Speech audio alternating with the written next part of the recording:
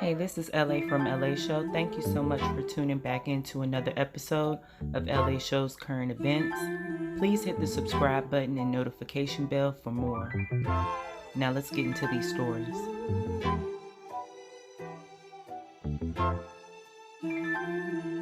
Hey, this is LA from lashow. Black media, black business, and talent promotions. The sky's the limit, so let's build together. I'm offering commercial slots for $20 on my YouTube platform for all black-owned businesses. I get thousands of views and I want to share the exposure with you all because black dollars do matter. You can reach me via DM on any of my social media platforms or email lashow1@yahoo.com.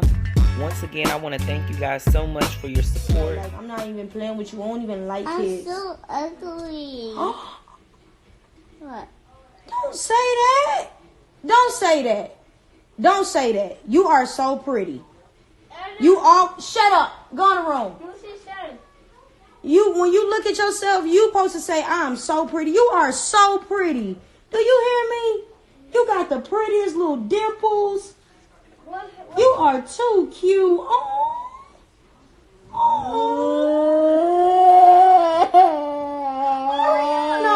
you gonna make me cry. You're not ugly. Baby girl. Oh my God. Ariyonna. You're not ugly.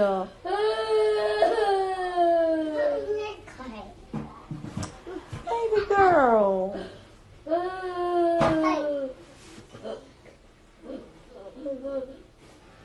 You are so pretty. You are like, you have this beautiful chocolate skin. Like, you are just so gorgeous. You got these dimples. Remember what I told you? How many people got two dimples? Nobody. You got two. Let me see you smile. Let me see.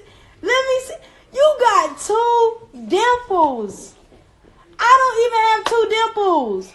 Girl, let me see your teeth. Look at them pretty white teeth. No, you're not going to cry. You are a beautiful little girl, and you are pretty. You are the prettiest girl in your class. Boom. Tell them straight up. When you go to school tomorrow, you got your hair done. You're going to be like, oh, look at my hair. Oh, look at my shoes. Look at my clothes, baby girl. You are beautiful. Black is beautiful. And if don't nobody ever tell you, I will tell you, you are gorgeous. You are so pretty. And you're going to grow up and you're going to be everything that you can be. You're going to be the greatest nail tech, the greatest beautician, the greatest lawyer, the greatest doctor, the greatest teacher. Whatever you want to be, the greatest speaker, the greatest entrepreneur. Whatever. What you want to be? What you want to be when you get older? Oh, the teacher. You want to be... Your teacher mean to you? So guess what? When you become a teacher, you don't be mean. You be a nice teacher. You gonna be Miss Cotton. That's what they gonna call you. Miss Cotton. You gotta be happy all the time because you're a little kid. You only 4 and you should not know nothing about being ugly because you are so beautiful. You hold your head up. You hold your head up. Okay? Okay? Can I have a hug? I love you. And you're so pretty. You got a beautiful heart and you just have some good manners. Come on, let's finish your hair, girl. Oh, let's finish my hair. Come on, we ain't got no choice. We ready to get out this chair. Come on.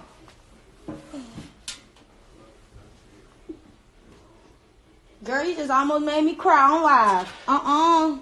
Turn this way. Girl, you just almost made me cry, Ariyonna. You can't be doing stuff like that. You gotta warn me. Baby, you just said that like a grown woman that's going through things. Woo. God, in the name of Jesus.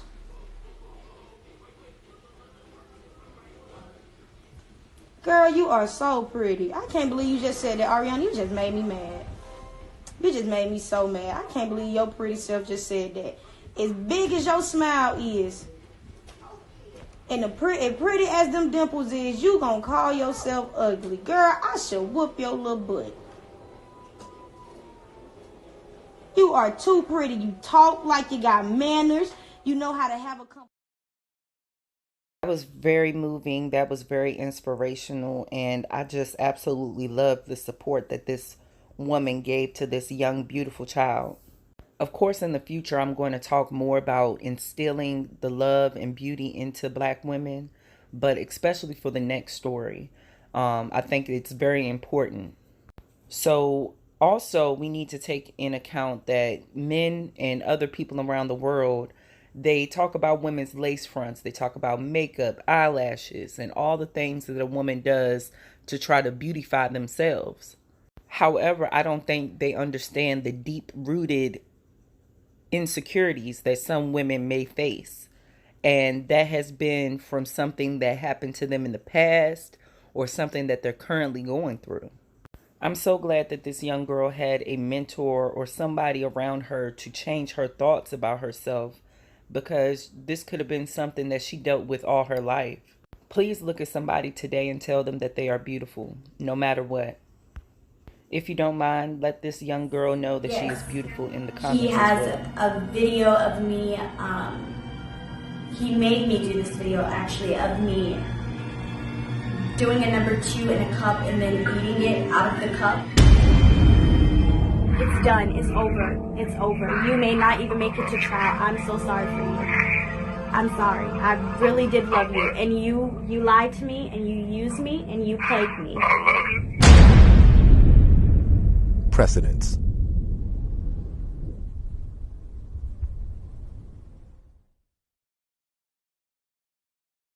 Okay.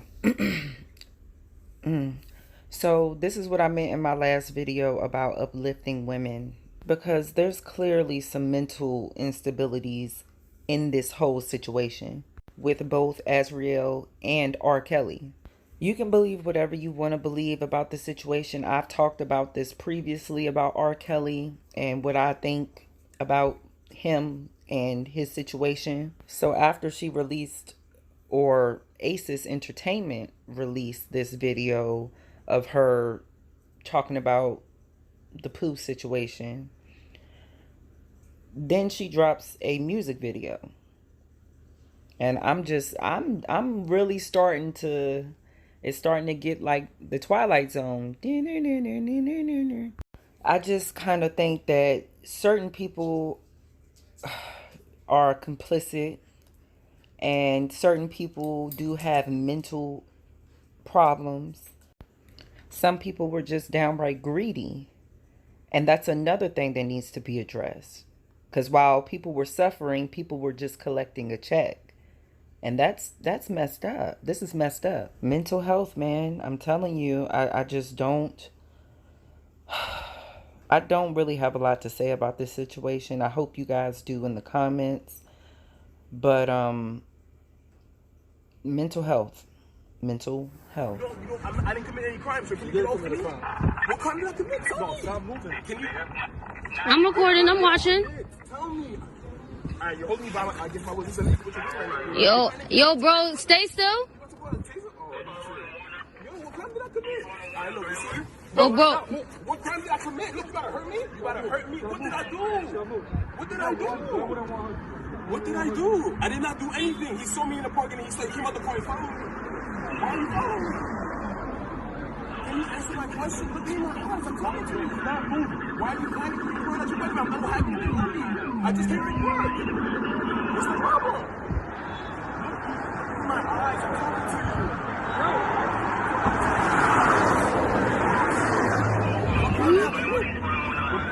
Stop moving. Stop moving.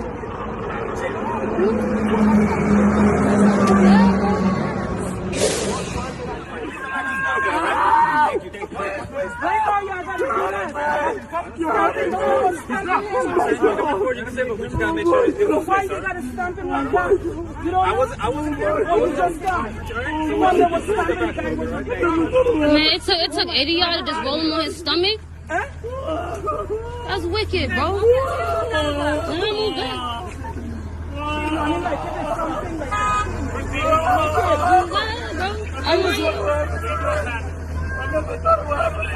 Look at them. And let me tell you, most of them is black. Most of them is black. If you see what they do the guy. Oh my God. You need to get the guy's family. Oh, Jesus. Yeah. Do you want us to call somebody? So for my men, my young boys coming up, you know, this is something that they're going to have to experience all their lives. You know, images like this just burn in your head, and you really want to understand how to interact with the police. Just don't, right?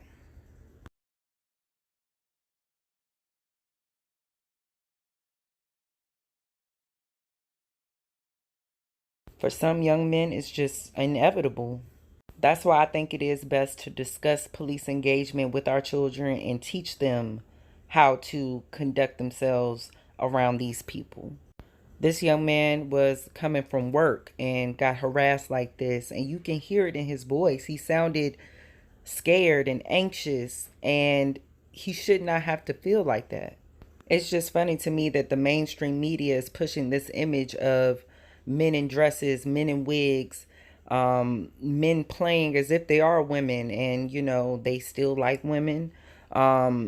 It's just really, really crazy to me. And then the sexuality of young black boys, they're exploiting that. But when we talk about our young black men, we don't discuss this. That's crazy. Let me know what you think down below. I don't know how many wake-up calls you are going to need to get in the USA. So why do you believe in a system where the police have been created as runaway slave catchers? That's literally what they were. These officers, these overseers, that's what they're there for. Peace and love, family. So if you're watching this, then Natewoods has been executed for a conviction as an accessory to a triple homicide of police in Alabama. I forgot to add that Natewoods did not kill those 3 officers. The guy that did it actually came out and said that he did it on his own with nobody else and took full blame and responsibility for it. Did they care? No. I don't know why everybody keeps trying to create this idea that there is a justice system in the USA when mass incarceration reflects the ideals of racism and the fact that a black person in the USA is still 3/5 of a human being. Because the woman who lied about Emmett Till, she's still alive, she's still walking free. The man who blew up the 4 little girls in the Birmingham bombing, he's still alive in prison. He's not going to get the death sentence. And there's countless I want to say fallacies of justice, because for me, if you lie and get someone lynched, then you should also get lynched. If you are somebody who is going to be a terrorist and blow people up, then you should also get killed. Not the case. We also see the treatment of people who are shooting up schools. You know, they're not shot on the spot, they're taken into custody. These officers, these overseers, that's what they're there for. They are there to kill you, and because you have a birth certificate, it means that when they kill you, they're terminating property, because your birth certificate is floated on the stock market as a collateral debt obligation. Like when you're born, yeah, there is a monetary value attached to your name, which is a debt that you will be paying off for the rest of your life. Like, you are property. If you are a civilian, that means you are a member of the civitas, which is a corporation. The USA is a corporation.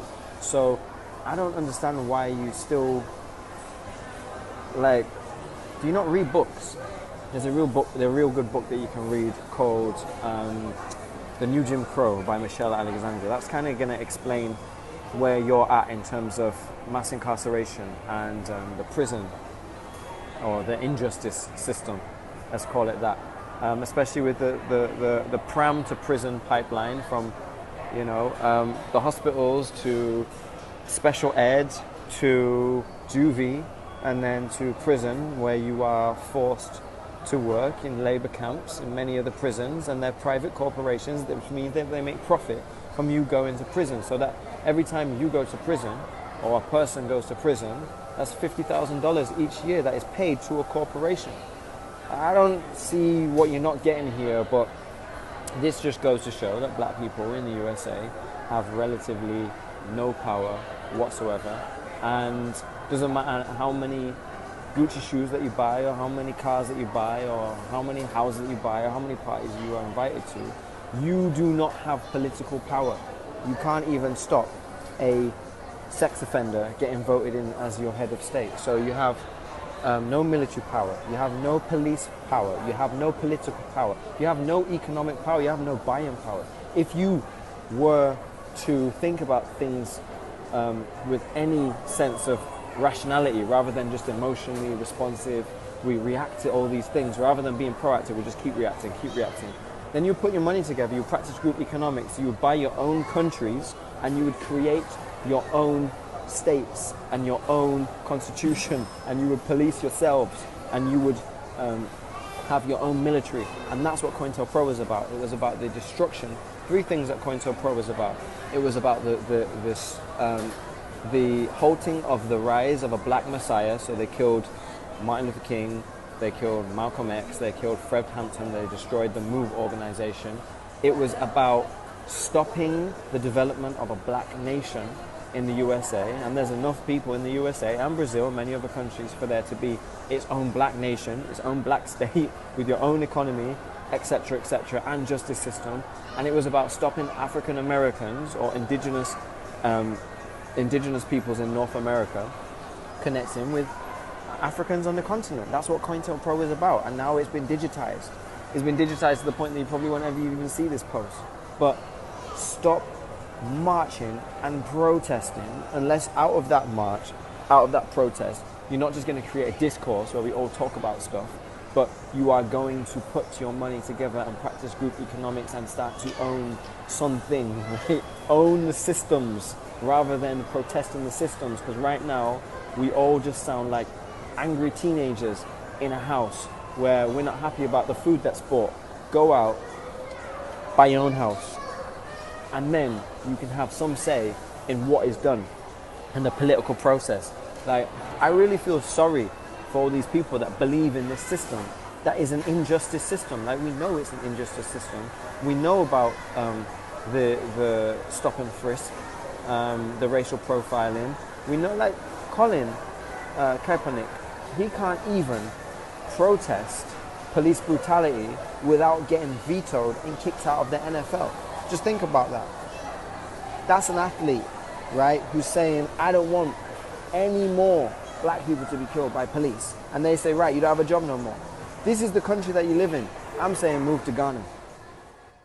I believe this brother gave a very good depiction on what we all witnessed, which was a clear-cut murder. If you don't already know the story of natewoods, go ahead and go to my Instagram page at lashow_, where there is a piece from CNN where they explain this. And of course, there were people up under the post that made their opinions known about him being in a drug house, and that's what happens in a drug house. But at the end of the day, that doesn't constitute the death penalty. Rest in power, natewoods. You know, after the lynching act has been passed, it's mighty strange how Alabama still has the ability to perform a legal lynching. Let me know what you guys think about this story, and send your prayers and love and light to his family. Like this video, subscribe to the channel, and turn on notifications for more.